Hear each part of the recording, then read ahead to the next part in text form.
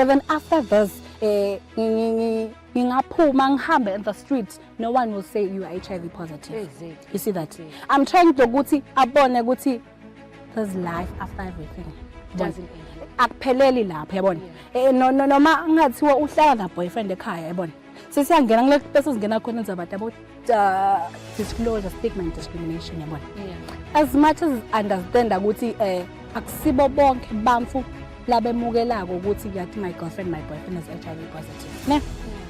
It takes ukuthi wena accept wena ukuthi you know what, normally I can never accept me I'm HIV positive, but that's a fact that at least mina ngiyathi ukuthi I'm HIV positive and I'm taking my medication yabona. Yena akade mhlambe he's worse than me.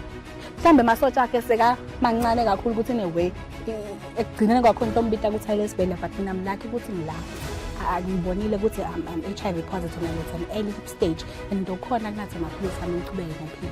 And I will go out there in the streets, ngiyenda konke shine, do my business, konke, but no one ever said that you are HIV positive. Kunebantu who've been on treatment for the past 20 years. Basha, currently banabo 2013, baqale bamaswana, but that's still living. And never uphuma in the outside the world, uyebo fun, uyebo groove and konke, bakhomba ukuthi isizwe sami is HIV positive. But it's a matter of accepting who you are and what you have. Lokuthi ngiyalo, I'm in the situation, I just need to accept it and just move on with life.